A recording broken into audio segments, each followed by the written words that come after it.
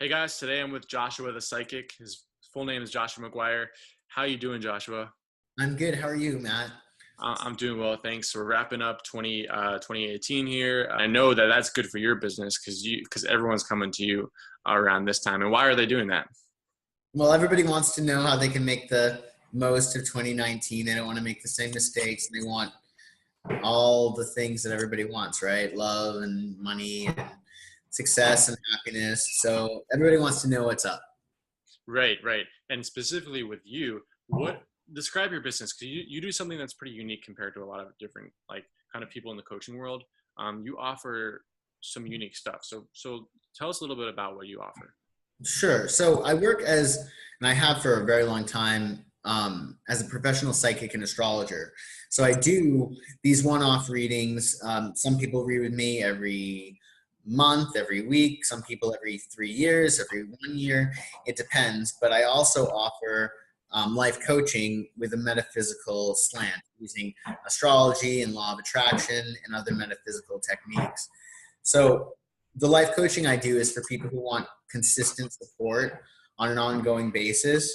And the reason I started doing the life coaching is because you could have some amazing stuff that's going on in your chart, but unless you use the energies and apply them, the action and law of attraction, it's important to make sure that you're taking the actions that you need to take in order to get what it is that you want. No matter how amazing somebody's chart looks for a particular year, unless they're actually using the energy and doing what they can to attract what do they want into their lives, it's not going to show up.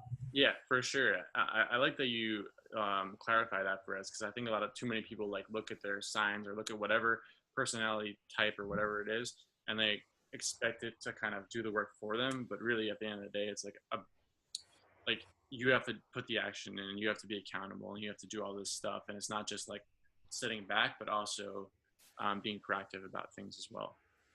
Absolutely. And to go with your point, like in terms of astrology, of course, there's the side of it that is very psychological. I mean, I studied psychology in school, and if I had known then what I know now I would have just studied more astrology, really.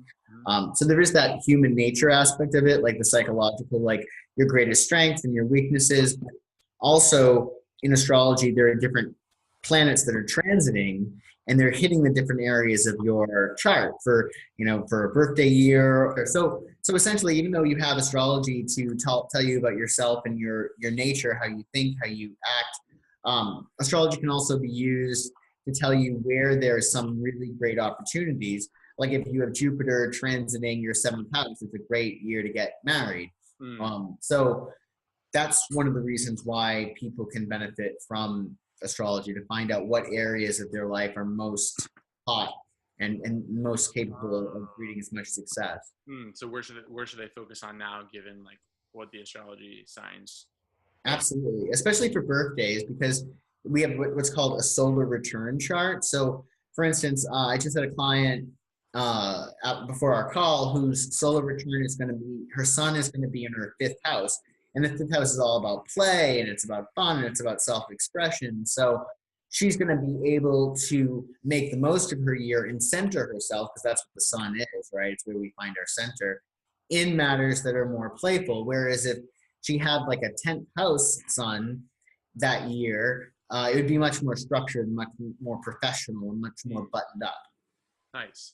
I want to hear more about like specific, without using their names, like um, clients that have come to you. What exactly you tell them, and like the whole relationship between you and them. Like what happens? What do they do? What kind of results do they get? And kind of everything that happens in terms of your clients and the service that you provide them. In terms of my coaching clients, yes? Like how does astrology, the readings relate to the coaching, and is it like a journey where they get a reading and then they become your coaching client, or are these two separate things? Some clients that I've had for readings that have become coaching clients, and then some of my coaching clients, I've never given them a psychic or astrology reading. How are you helping them specifically? So essentially, my job is to look at who they are, and I can understand that more deeply with astrology and other techniques.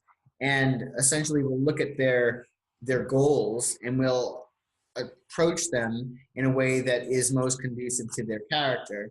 in the sense of using their astrology. So if they have like an Aries rising, for instance, I'm going to say to them, you need to wake up every single morning with something to attack, or else you're just not going to. You need that energy of attacking things. If you had a Libra rising, I might say you need to wake up every single morning and approach your day from this place of like love and relationship and compatibility with other people. So the psychological part is really important, but then we say, okay, well, you want love, then it looks with Venus here in your sixth house that you might find love at work or you might find love at the gym. So we link it all up based upon where things are in her chart.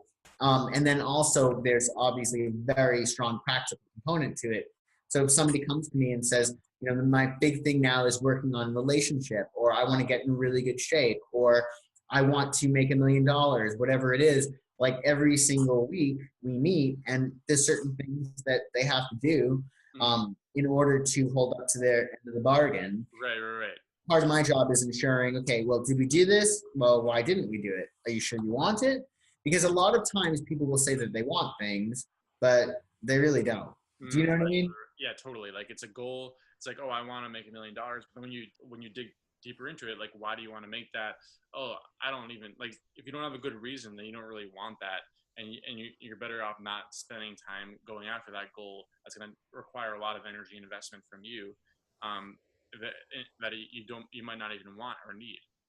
So yeah, it's important to know why we have a goal and, like, have a sense of reason for what we're going after.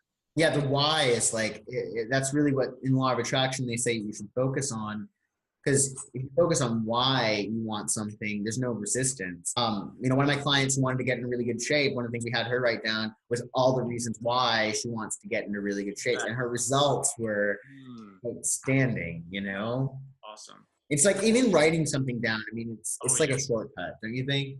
Oh yeah, definitely. I review my goals every morning. And there's like different areas of the goals. Like there's like the career, then there's like the body, then there's like what else is there? Like I call it like growth and learning in mind. And then I call this one quality area where I just go through like stuff that you can't really quantify as easily. It's interesting. I added that area recently, but it's like stuff that's not really outside, but kind of internal stuff. But yeah, it's going through the goals in the morning and like going through not just what you want, but the deadlines and then the why. And then another trick is like I actually score all of my goals on a scale of 1 to 10 based on their emotional value. So if I look at something, I'll say I'll be able to tell how strong a goal is because I'll have a rating next to it that says like how meaningful it is to me. And if it's less than a 7, I know that it's not a real goal. It's not really something that I actually want, or I have to change the goal, the language somehow. I love that system. Yeah. I think that's really cool. Yeah, I think that what I've done for myself as well as my clients, I usually have them focus on 4 goals that have to do with the 4 elements: fire, water, air, and earth. And you could say fire is like your passion, water is your heart, your love, air is your mind, and then earth is stability, your security, your money, anything earthy. And then what we do is we look and realize, okay, well, where is this in your priority list? Do you know what I mean? And then it helps to look at, because your priorities tell you your values, and that's what is essentially important to make sure that you're living a value-oriented living. If you don't really value the job that you're doing every day, but you're spending 90 hours a week doing it, right? Well, you know, and also another important thing is to make sure that people have room in their life. I read a lot of people and coach a lot of people who want to fall in love, but they don't have time to let their toothbrush dry in between trips that they take. Do you know what I mean? Right. No, I like that a lot, and I like that you have your own system for like going about it. Like you have the 4 elements, and it's kind of similar to like what I was talking about. I have my areas, but your areas, you have that too, but plus like priorities and how it fits into overall sense of purpose. And it's cool. So what you're doing is really interesting. It's a combination of coaching, like standard coaching, which is standard life coaching, which is like looking at different areas and helping people achieve their goals in different areas, and like holding people accountable and having action steps and accountability, and just like purpose, but also you're adding the component of like astrology to it, which is super super interesting for anyone who's interested in astrology, because they want someone who thinks like you. They want someone who understands like astrology, who has an expertise over it. So combining those two things, and really combining any two kind of opposing things, or like not opposing but complementary things, it just makes some things richer. And so I like that you're doing, it's not just life coaching, it has the astrology infused into it. It makes it more unique. Thank you. And it's such a good organizational tool. Mm-hmm. I mean, even if it didn't work so well, I mean, there's just so much, and it's just so much easier to organize when you say, okay, well, this is what's happening this year. So, or, just to note, like there are certain people, we have like all of our astrological charts, there are 12 houses, and somebody might have a really loaded second house, which means that it's all about increasing value and feeling really good physically, and having a lot of money, amassing resources. But then somebody might have a completely empty second house, so it's not important. So even with like the astrological chart, you can really identify what the person's main area of focus is, and to a certain extent, you can help people identify their priorities. And priorities, of course, are going to shift, just like the planet shift. And we see this all the time, where it's like people focus all on their career, and then they wake up and they're like, I'm lonely, I need somebody to love, right? Totally. In terms of your clients, like what inspires them to work with you, as opposed to any other life coach? And what do they say about you? What do they say in terms of the satisfaction levels, and like what kinds of results are they achieving? And and what do they think about you? Well, I'm very blessed, and I don't feel it's me that's so amazing so much as my teachers were really amazing. I mean, I do a good job. I work really hard to serve my clients, but I've always been like a real sponge for knowledge, and I've always wanted to learn as much as possible. So a lot of times they're very much taken aback with how much information I'm able to share with them. Like they'll write down copious notes and like, what did you just say? That was so amazing. And a lot of the times, when I'm in the zone, I just like rattle off things that I don't even remember some of the things I wind up saying, but apparently it's really good. Um, and the results, I have one client of mine. She scored a primetime TV show, which was pretty amazing. Yeah. So we helped her do that. I have another client who got her book published. I have another client who fell in love. She was just having like these crushes, and then she's now like happily married in Paris. I have another client who found really fulfilling work. I'm very, very fortunate, and I don't. I feel that I work really hard, but they like the fact that I'm dependable. They like the fact that I'm a straight shooter. They like the fact that I don't pull punches. That I'm also I also try to make it fun. And I worst thing for me is I want to make sure that everything is always fresh for them, and that they're never coming into a meeting with me like, oh, this is like I don't want anybody ever say that I'm boring. Like that would be the worst, right? So I'm always constantly trying to keep inspired, so they are always getting a new freshness, like a new perspective. And like the cool thing for me is that I am challenged because my clients are doing so well and they're growing so rapidly. Like I don't get a chance to really screw off. You know what I mean? Like I have to constantly be raising my vibration and constantly become a better person and making the right decision, keeping my mind straight. Because if I don't do that, then they can only vibrate so high with me there. So Right. it's important, and that's one of the things I love about my job is that it forces me to really keep things together and really demand a lot of myself, because I care so much about service, doing a good job, that I know that like the better person I am and the better decisions I make, the better I'm going to be of service. Yeah, definitely. Like, yeah, it always matters your relationship, like what you're doing with your life, and where you are in terms of vibration and energy. That matters a lot in terms of the results you're getting clients. And it sounds like you're getting amazing results for clients. So I'm definitely impressed. If someone wants to work with you, what could they do? Well, they would just, check out my website if they want coaching. It's joshuamethod.com. If they wanted just a reading to like a test run, it would be psychicsun.com. Just to get a feel from me, because like with anybody, it's you're either gonna really click with the person or they're just not gonna be your cup of tea, and that's completely fine. But yeah, you can always check out my website and drop me an email, and we can Great. see what's up.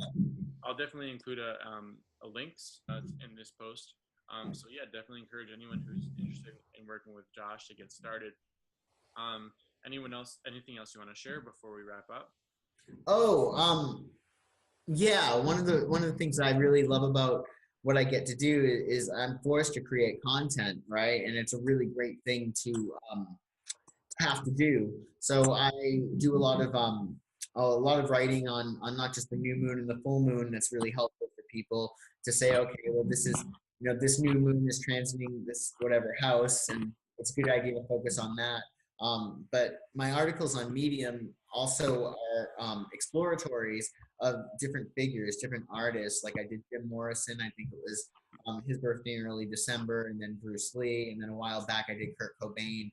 So a Nice. lot of people can connect to astrology by understanding these legends, Um, um, and that's really a lot of people. They'll just be looking for something about that person, and they'll come across my article, and mm, that's often sometimes the entryway. So your audience might be interested in those articles that I've done on oh, those interesting. people Yeah. and future ones, of course.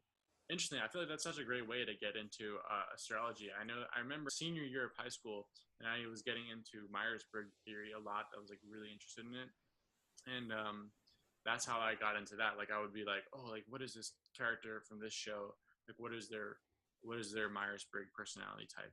And then that was my entryway into like learning that work. That was really my entryway into psychology. Honestly, I'm no longer that interested in it right now, but like at the time, like I was super interested in that, and I would just read nonstop about different like famous people and like what their personality types are.